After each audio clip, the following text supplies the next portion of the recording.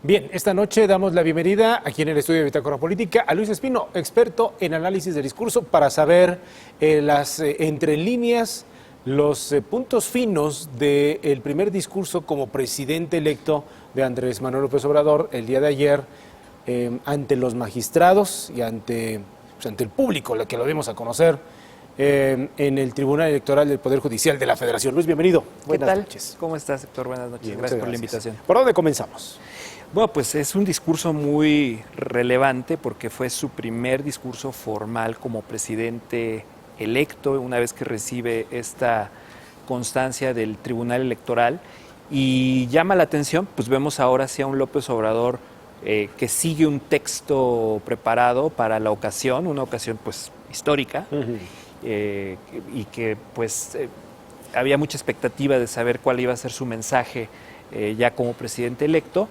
Y lo que vimos es, yo creo que un Andrés Manuel López Obrador que lleva una tesis muy fuerte en ese discurso. Su tesis central es que no hay justicia en México. Y lo dice ahí en uno de los máximos tribunales del país, en este caso la máxima autoridad en materia electoral. Y habla él de las razones por las cuales no hay justicia, dice él desde el porfiriato. Desde el porfiriato hay una simulación en la aplicación de la ley. Él lo dice así, de ese tamaño es la tesis que plantea López Obrador en su discurso.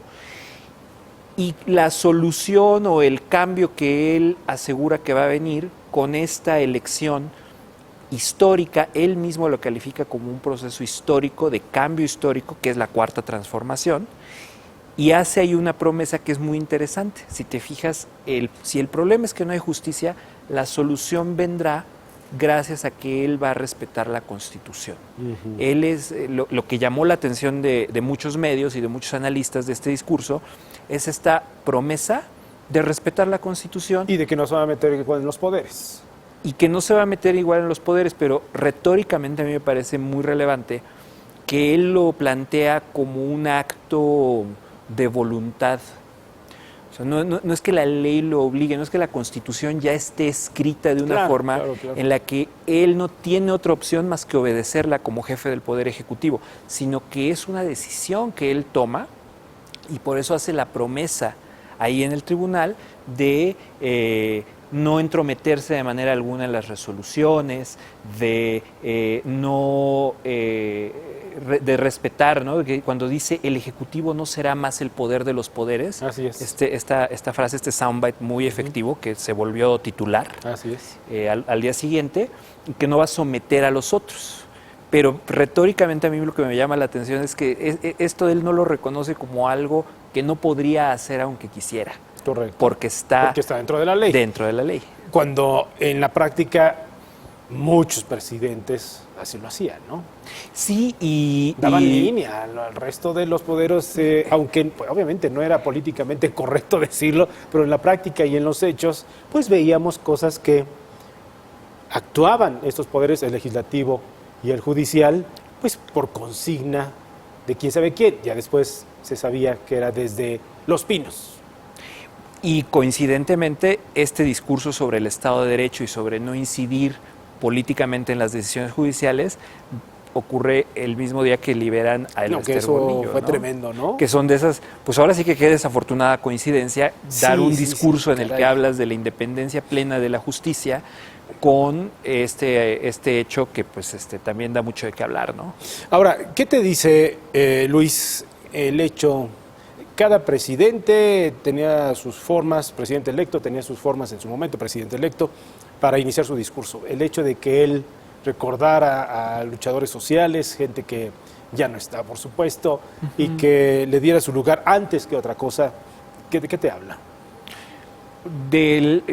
A mí me dio la impresión que esa parte inicial fue improvisada. Porque en la versión estenográfica que suben a la página de López Obrador no está. Entonces me da la impresión que eso no estaba preparado y que es parte de la emoción del momento. De lo que entendido. Y él desde el Estadio Azteca, desde el evento del Estadio Azteca y después en el discurso de triunfo de la noche de la elección, ya venía con esta idea de que estaba coronando una lucha que no era solo de él, sino que era de una serie de luchadores sociales, ¿no? de líderes sociales que han venido enarbolando las causas con las que él comulga. Correcto. Se le veía emocionado en ese arranque de discurso, da esta frase polémica de que el infierno no existe, este tono teológico que a veces Sí, le es imprime cierto. él a los También. discursos.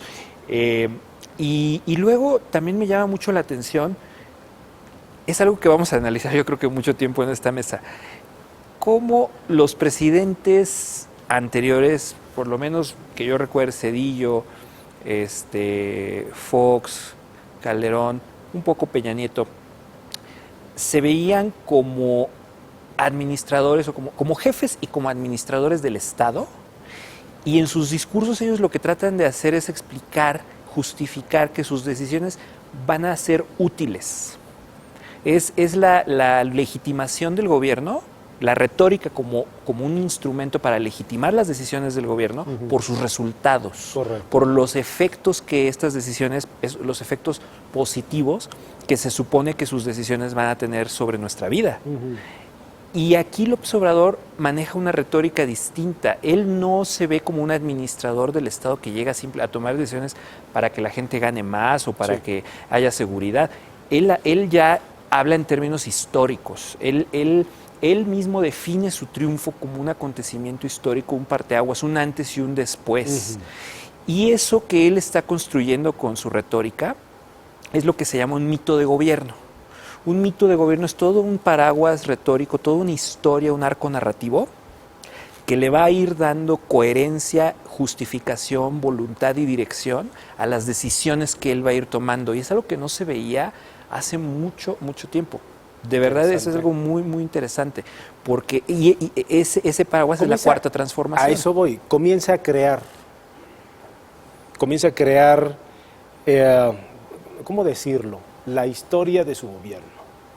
La narrativa. La narrativa de su gobierno. Sí, pero la narrativa con N mayúscula, porque es todo un arco narrativo, toda una historia con un principio, una tensión dramática y una tierra prometida. Y una tierra prometida. Que le va a ir dando dirección y justificación, voluntad a las decisiones que él vaya tomando. Buenas o malas, ¿eh? Buenas o malas. Y yo creo que desde los tiempos en los que se hablaba en nombre de la Revolución la Revolución Mexicana, en los tiempos en los que los presidentes justificaban sus acciones y podían un día nacionalizar y otro día desnacionalizar una industria en nombre de la Revolución Mexicana, en nombre de los ideales de la Revolución Mexicana, desde esos años no veíamos que hubiera un mito de gobierno de ese tamaño, ¿no?